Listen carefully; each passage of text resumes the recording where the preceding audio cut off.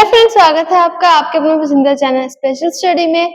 आज मैं आपके लेके आई हूँ स्टडी से रिलेटेड एक वीडियो, जिसमें कि मैं आपको थर्ड क्लास का मैथ सिखाऊंगी, जिसमें उसका फर्स्ट चैप्टर क्या है, उसका इंट्रोडक्शन क्या है, किस तरह से आप उस चैप्टर को करेंगे और आपने प्रीवियस क्लास में भी उस चैप्टर को पढ़ा होगा। तो चलिए स्टार्ट करते हैं। तो सबसे पहले हम चैप्टर का नेम देख लेते हैं। चैप्टर का नेम है नंबर अप टू 9999।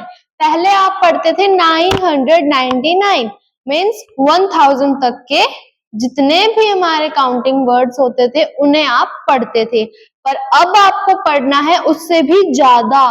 वो क्या? 10,000 तक। 10,000 तक आपको अगर पढ़ना है तो आपको 10,000 तक काउंटिंग भी आनी चाहिए। तो सबसे पहले तो आपको काउंटिंग लिखनी है, उसके बाद हम पढ़ते हैं जो हमने कुछ करा था। तो आपकी ये थर्ड क्लास की बुक है, जिसका फर्स्ट चैप्टर है हमारा नंबर अप टू 999। देखो ये चैप्टर है आपका, ठीक है। तो इसमें क्या क्या है?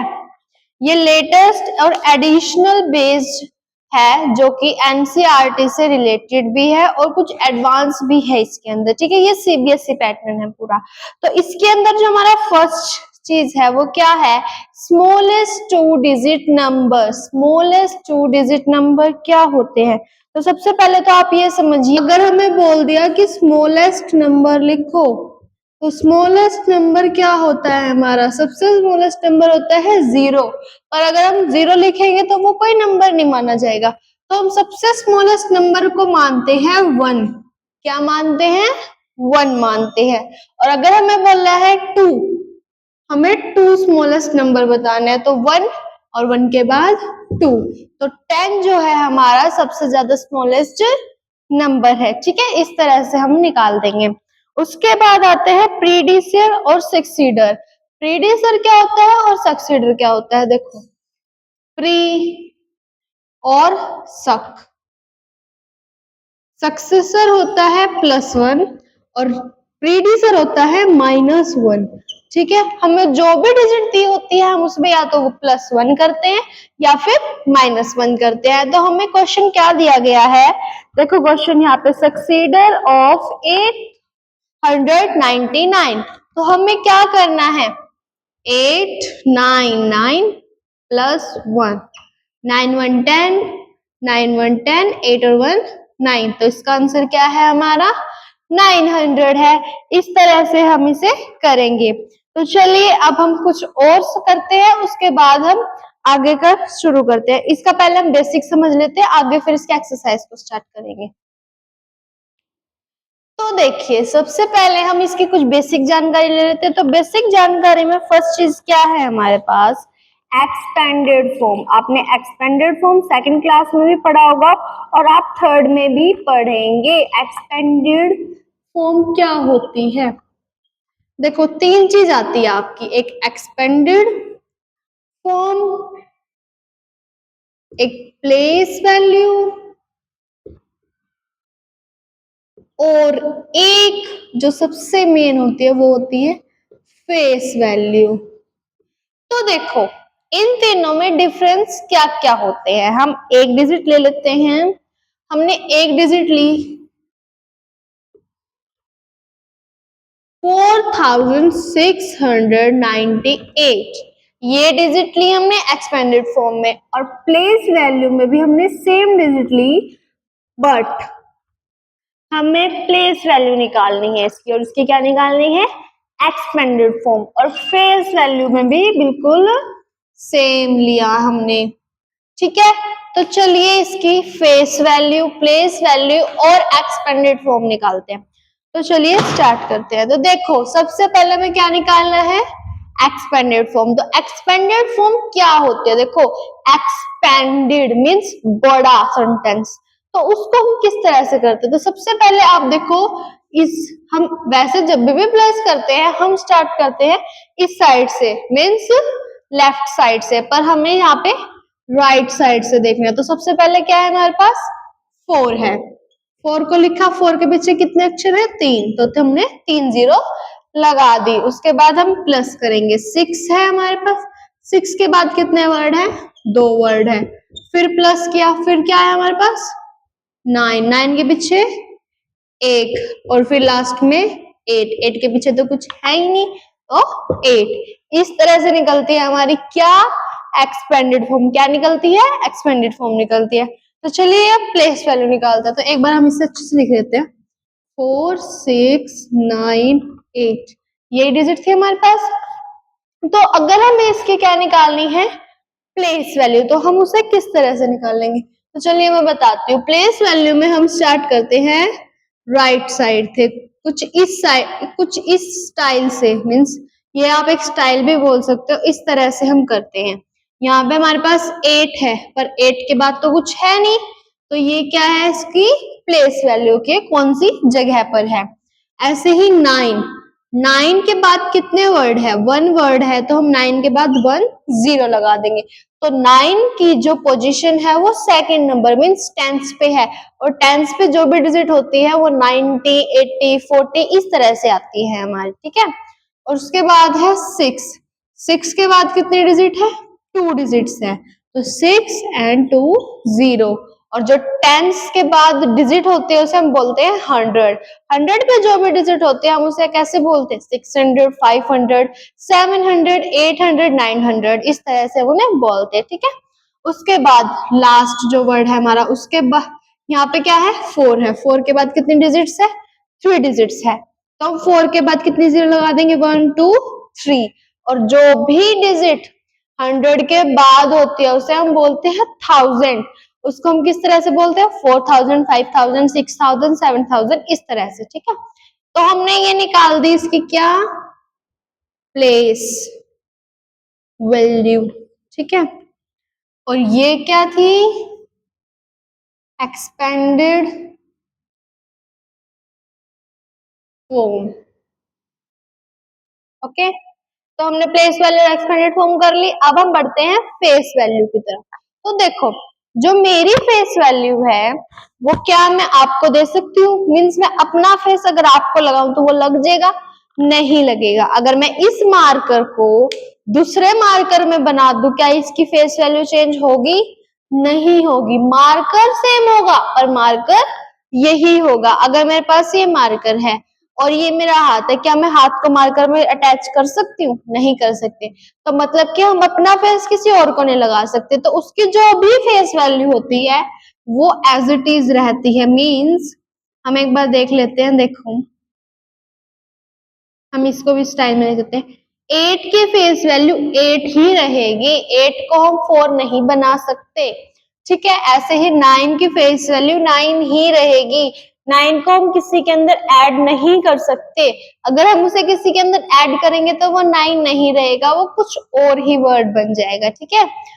उसके बाद 6, 6 भी सेम एंड 4 ऑल्सो सेम। इस तरह से हम क्या निकालते हैं, फेस वैल्यू निकालते हैं।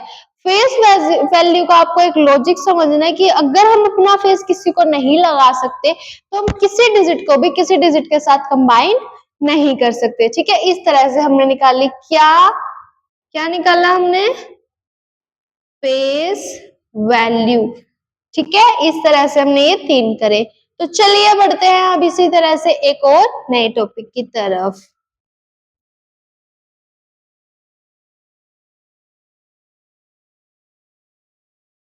तो चलिए अब अगला स्टार्ट करते हैं। तो अगले में क्या है हमारे पास, अगले में हमारे पास नंबर नेम और न्यूमेरियल नेम। तो अब हम कुछ एक और डिफरेंस पढ़ते हैं। एक होता है हमारे पास नंबर नेम, ठीक है।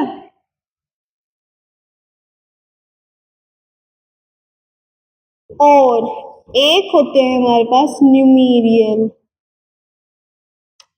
ठीक है।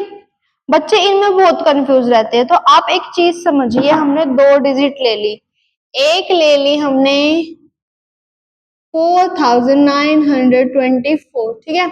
और इसी को हमने लिख दिया किसमें, नंबर नेम में। तो चलिए लिखते हैं 4924, ठीक है, इस तरह से हमने इसे लिख दिया। तो आप क्या कंफ्यूज होते हो अगर आपको लिख दे कि बेटा आपको इसको न्यूमेरियल फॉर्म में लिखना है, आपको इसे नंबर नेम में लिखना है, तो आप क्या सोचोगे ये कैसे आया, ये कैसे करेंगे हम, हमें तो ये आता ही नहीं, हमें तो बताया ही नहीं किसी ने। तो मैं आपको बता देती हूँ, जो नंबर नेम होते हैं उनको तो हम न्यूमेरियल में चेंज करते हैं, और जो न्यूमेरियल होते हैं उन्हें हम नंबर नेम में चेंज करते हैं। वो कैसे, तो चलिए स्टार्ट करते हैं। देखो यहाँ पे फर्स्ट क्या है हमारे पास, नंबर नेम, और नंबर नेम में हमें क्या दिया है, न्यूमेरियल दिया है। तो अब हम इससे चेंज करेंगे नंबर नेम में, ना कि नंबर नेम को न्यूमेरियल में। ठीक है, इसमें ये होगा, और जो इसमें ये नंबर नेम दिया गया है इससे हम चेंज करेंगे न्यूमेरियल में। ठीक है, इस तरह से। तो चलिए इसे चेंज करते हैं, ये भी सेम होगा एज इट इज। तो चलिए इसमें डिजिट बदल लेते हैं। तो चलिए डिजिट बदलते हैं।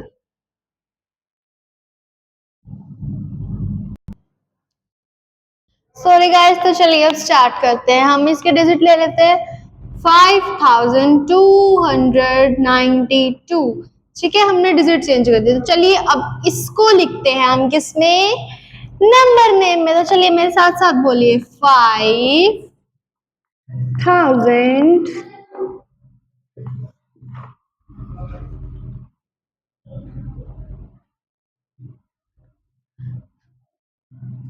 290 सॉरी 92।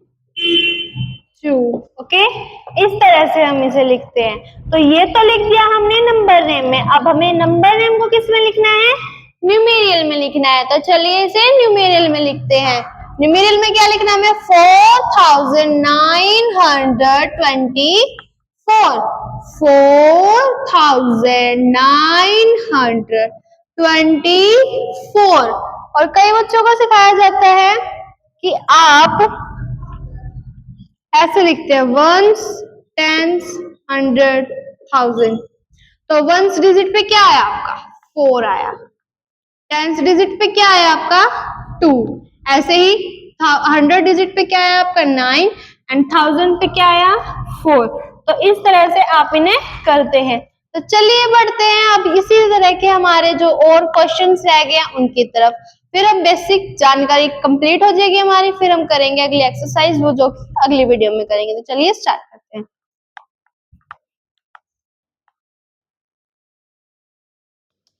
तो चलिए अब हम अगले क्वेश्चन को स्टार्ट करते हैं। अगला क्वेश्चन है हमारा साइंस के बारे में।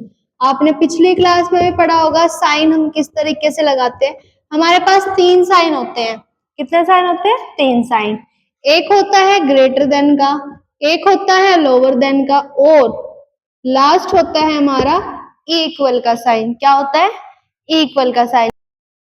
तो देखो हमारे पास ये 3 साइन है। अब हम इन 3 साइन का यूज फर्स्ट क्लास में भी करा हमने, सेकंड में भी करा, और अब थर्ड में भी हम इसका यूज कर रहे हैं। फिलहाल हमारे पास आ गया है स्टार्टिंग में ये। तो हम देखो अगर हमारे पास 90 और 91 आ गया, और हमसे क्वेश्चन पूछ लिया कि 90 और 91 में छोटा कौन सा है। ठीक है, छोटा कौन सा है, तो छोटे के लिए मीन्स स्मॉलर के लिए हम यूज करते हैं लोअर देन का साइन। कौन सा साइन, लोअर देन का। और अगर हमसे पूछ लेते हैं कि आपको बताना है कि इन दोनों में ग्रेटर मीन्स बड़ा कौन सा है, तो हम किस तरह से बताएंगे, हम लगाएंगे ग्रेटर का साइन। और आपको एक चीज और ध्यान रखनी है, जो ग्रेटर होता है वो हमेशा राइट मीन्स लेफ्ट साइड में आता है, और जो स्मॉलर होता है वो हमेशा राइट साइड में आता है। ठीक है, तो इसमें हमें हमसे पूछ ले कि आपको बताना है कि स्मॉलर कौन सा, तो स्मॉलर क्या है इसमें 90 है, और हमें एज ए डिजिट दे दी 125, यहाँ पे भी 125। तो इन दोनों में क्या चीज है, ये स्मॉलर है या ग्रेटर है, नहीं, ना तो ये छोटे हैं ना ये बड़े हैं, मीन्स ना ये स्मॉलर है ना ये ग्रेटर है, ये है इक्वल, ये दोनों बराबर है। तो बराबर के लिए यूज करते हैं हम ये इक्वल का साइन, जिसमें कि दोनों साइन ऊपर नीचे सेम सेम होते हैं दोनों। या अगर आप मैथ के हिसाब से देखें क्योंकि दोनों लाइन पैरेलल होती है, दो लाइन जब पैरेलल होती है तो वो इक्वल के बराबर होती है। ठीक है, तो उसके बाद है हमारा लास्ट टॉपिक जो कि है हमारी काउंटिंग्स के ऊपर असेंडिंग और डिसेंडिंग ऑर्डर। तो चलिए अपने लास्ट टॉपिक की तरफ बढ़ते हैं, तो स्टार्ट करते हैं उनसे। तो चलिए हमारे पास जो हमारा लास्ट टॉपिक है जिसमें कि हमारी दो चीज रहती है, एक है असेंडिंग ऑर्डर और एक है डिसेंडिंग ऑर्डर। देखो असेंडिंग ऑर्डर क्या होता है, डिसेंडिंग ऑर्डर क्या होता है। असेंडिंग ऑर्डर होता है नीचे से ऊपर जाना, मीन्स मेरे पास अभी ये पेन मेरे पास यहाँ है, मैं इसे ऊपर लेके जाऊंगी तो ये इसका असेंडिंग ऑर्डर हो जाएगा। और डिसेंडिंग क्या होता है, ऊपर से नीचे आना, मीन्स ऊपर से हम नीचे आ गए। ये मार्कर मेरे पास यहाँ था, मैंने इसे नीचे फोल्ड किया तो ये नीचे मीन्स डिसेंडिंग में आ गया, ठीक है, ये नीचे फोल्ड हो गया। तो डिसेंडिंग में क्या होता है, जो बड़ी डिजिट होती है पहले हम उसे लिखते हैं, फिर छोटे छोटे छोटे छोटे फिर सबसे छोटी, इस तरह से। और असेंडिंग में कैसे होता है, सबसे पहले सबसे छोटी, फिर उससे बड़ी, फिर उससे बड़ी, फिर उससे बड़ी, फिर सबसे बड़ी, इस तरह से हम असेंडिंग में करते हैं। तो सबसे पहले हम इसी डिजिट को हम असेंडिंग फॉर्म में लिखेंगे। तो असेंडिंग फॉर्म में लिखने से पहले हमें देखना पड़ेगा कि कौन सी डिजिट इनमें बड़ी है और कौन सी छोटी है। तो सबसे पहले है हमारे पास सबसे छोटी डिजिट 213। तो सबसे पहले हम इसे लिख देंगे 213। उसके बाद सेकंड डिजिट क्या है हमारे पास 255 या फिर 275। बताओ 255 है 275 है, क्या है 255, क्या है 255। एंड उसके बाद कौन सी है हमारे पास 275 एंड इसी तरह से 290। तो हमारा असेंडिंग ऑर्डर कंप्लीट हुआ। इसी तरह से आपको इसका डिसेंडिंग ऑर्डर भी करना है, तो डिसेंडिंग ऑर्डर भी समझते हैं। चलिए इसी डिजिट को हम डिसेंडिंग ऑर्डर में कन्वर्ट करते हैं। सबसे बड़ा क्या है हमारे पास 290, क्या है 290। उसके बाद क्या है 275 जो कि 290 से छोटा है। 290 से तो तीनों ही छोटे हैं, पर उससे जो थोड़ा सा नियर बाय छोटा है, जो उसके आसपास है थोड़ा बहुत, उससे छोटा क्या है 255 एंड उससे छोटा 213। इस तरह से हमने डिसेंडिंग ऑर्डर भी कंप्लीट किया। आपको असेंडिंग और डिसेंडिंग समझ आया हो तो वीडियो को लाइक कर देना, चैनल को सब्सक्राइब कर देना। अगर आप मेरे चैनल पर नए हो तो उसको सब्सक्राइब करके जाना और मेरी हर एक वीडियो को देखना। आपको मेरी वीडियो का दूसरी वीडियो का लिंक इसके बायो में मिल जाएगा। तो चलिए मिलते हैं आपको इसी तरह एक और नई वीडियो में। जब तक के लिए जय हिंद, जय Bharat, bye and take care.